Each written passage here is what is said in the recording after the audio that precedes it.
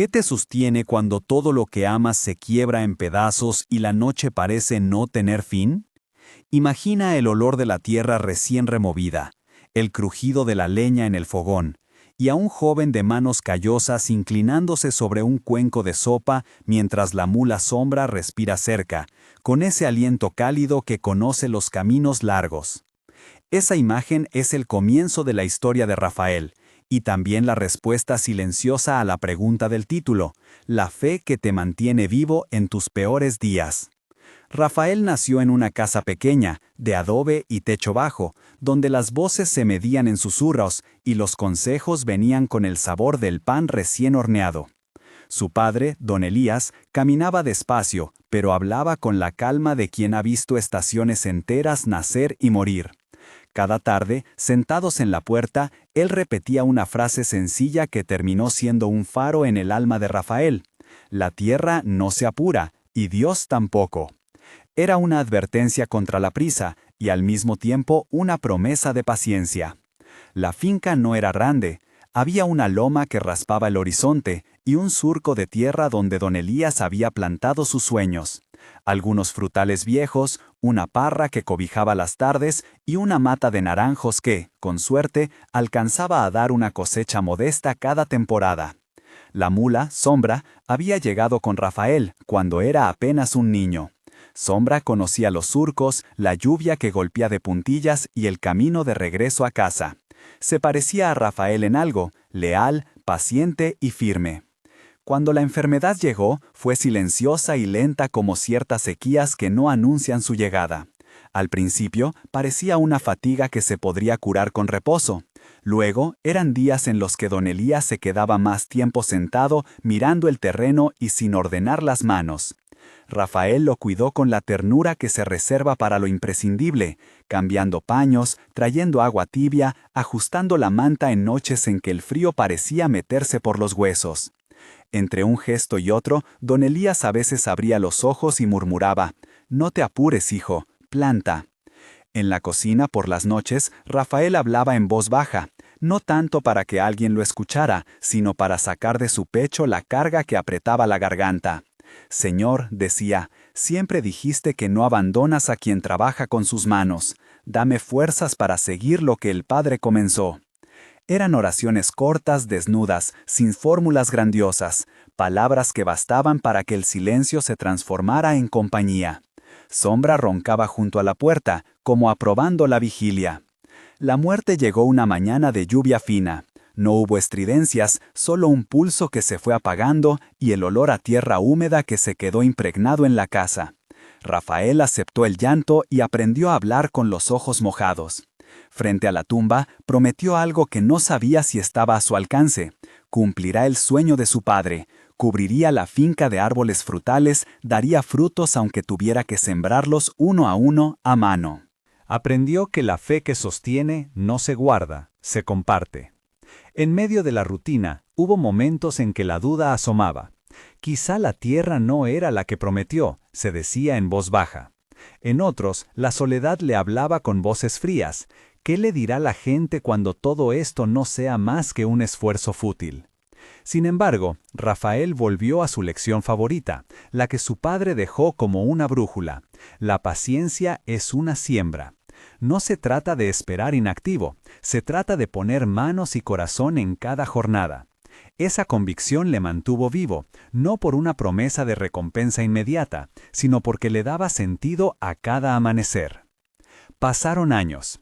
Al principio parecieron infinitos. Después, como quien mide el tiempo por estaciones, Rafael comenzó a ver cambios sutiles.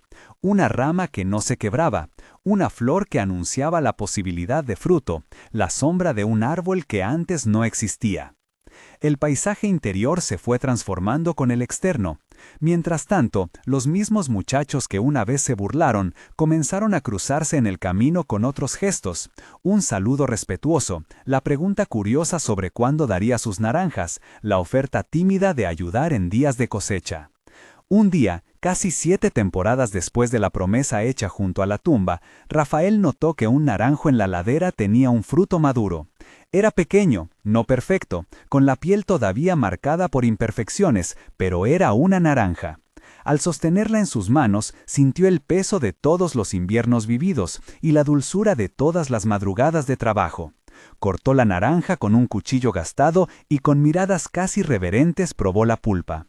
El olor le golpeó el pecho, un aroma que mezclaba la lluvia de antaño y la paciencia. Compartió la primera gajita con Sombra, que olfateó y mordisqueó con esa sabiduría animal que no juzga la espera.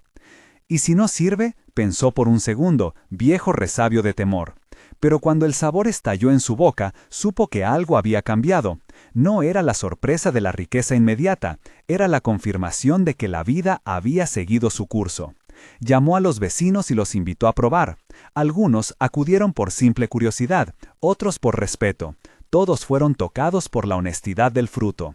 La fruta no solo alimentó bocas, dio legitimidad a una promesa cumplida. Los comerciantes de pueblos cercanos, atraídos por la novedad y la calidad, comenzaron a dejarse ver. Más que dinero, lo que llegó fue una reafirmación de la dignidad de un trabajo hecho con constancia. Cuando la comunidad probó los frutos, la narrativa cambió. Los mismos que se burlaron un día ahora hablaron de admiración. Pero Rafael mantuvo la humildad como norma. Esto no es por mí, decía, es por lo que nos dejó mi padre. Con la mejora en la economía de la finca, Rafael hizo decisiones que mostraban el carácter de su fe. Contrató a trabajadores del pueblo, aseguró que las mujeres pudieran vender algo de lo que se cosechaba y destinó una parte de sus ganancias para reparar la escuela de la aldea. No se trató de ostentación, fue una devolución natural de lo que la tierra y el tiempo le habían dado. En la transformación de Rafael hay varias verdades para cualquiera que mira su vida desde fuera o desde dentro. Primero, la fe que sostiene no es una emoción pasajera, es una adhesión a algo mayor que uno mismo, que se traduce en actos concretos. Segundo, la paciencia activa no es resignación, es una manera de honrar el proceso. Y tercero, la fe que sostiene en los peores días no se mide en ausencia de dolor, sino en la dignidad con la que se vive el dolor. Rafael no vivió sin heridas, aprendió a caminar con ellas. Si te preguntas cómo todo esto responde a la pregunta del principio, la fe que le mantuvo vivo en sus peores días fue, al mismo tiempo, consuelo y propósito. Cuando la tristeza lo quería derrocar, algo en su interior le decía que se levantara, y se levantaba. Cuando la gente dudaba, él reafirmaba su promesa con acciones. Cuando la soledad era huésped, la rutina de trabajo le daba compañía. La fe actuó como un tejido que mantuvo unidos los hilos sueltos de su vida, la memoria de su padre, la tierra, la comunidad y sus manos. No es necesario que hayas perdido a un ser querido para entender esto. La vida trae pérdidas de distintos tamaños. Una relación que se rompe, una oportunidad que se esfuma, la salud que flaquea. En esos días, la fe que nos mantiene vivos puede ser un recuerdo de algo que nos da sentido, una rutina que nos ancle, una promesa que nos guía. Rafael tenía la imagen de su padre y la promesa de plantar. Tú puedes tener un versículo, una canción, una certeza moral o simplemente la decisión de no rendirte. Lo esencial es que la fe se convierta en acción, en levantarse, en trabajar, en pedir ayuda, en llorar y volver a empezar. En la vida práctica, esto significa cosas concretas. Seguir levantándote después de la caída, buscar compañía que te sostenga, hacer pequeñas tareas que demuestren que no renuncias. Significa también cuidar a quienes te rodean, porque la fe que nos mantiene vivos no nos hace egoístas, nos hace responsables. Rafael no celebró el fruto siendo dueño exclusivo, abrió la cosecha al pueblo, y con ello multiplicó lo que había recibido. No quiero que pienses que la historia terminó como un cuento de hadas. Rafael siguió teniendo noches de desvelo, riesgo de plagas en alguna temporada, y de vez en cuando voces que dudaban. Pero la estructura de su vida cambió. El dolor dejó de ser algo que lo definía por completo, y se volvió un territorio donde la fe labraba esperanza. Para él, la fe fue el sostén que permitió que la vida continuara con dignidad, con propósito y con la capacidad de dar. Quizá ahora, en tu propio silencio, te resuene una pregunta. ¿Qué te sostiene cuando todo se tambalea? Puede que tu respuesta sea una oración, un acto diario, la palabra de alguien que te amó, o la persistencia en hacer lo que sabes que es correcto. Sea lo que sea, cuídalo. Hazlo práctico. Cámbialo por acciones pequeñas pero constantes. La paciencia activa es una forma de adoración, mostrarle a la vida que no te rindes. Antes de terminar, quisiera que me acompañes en una breve oración. No es una fórmula mágica, es un acto de comunión, como las pequeñas oraciones que Rafael pronunciaba en la noche. Cierra los ojos si puedes o simplemente escucha en silencio. Señor, en los días en que la oscuridad pesa y la esperanza se esconde, danos la serenidad para mantenernos firmes. Danos la fe que no se conforma con palabras, sino que se levanta y trabaja.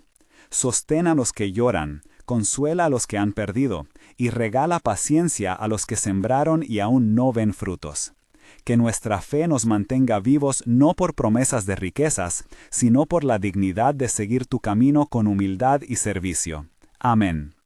Si esta historia te tocó, si alguna vez sentiste que solo la fe te permitió seguir, escribe "yo también" en los comentarios. Me gustaría leer tu testimonio.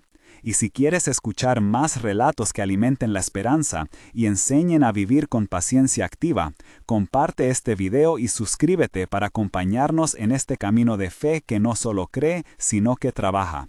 La fe que te mantiene vivo en tus peores días no es magia, es compromiso, manos que trabajan y un corazón dispuesto a servir.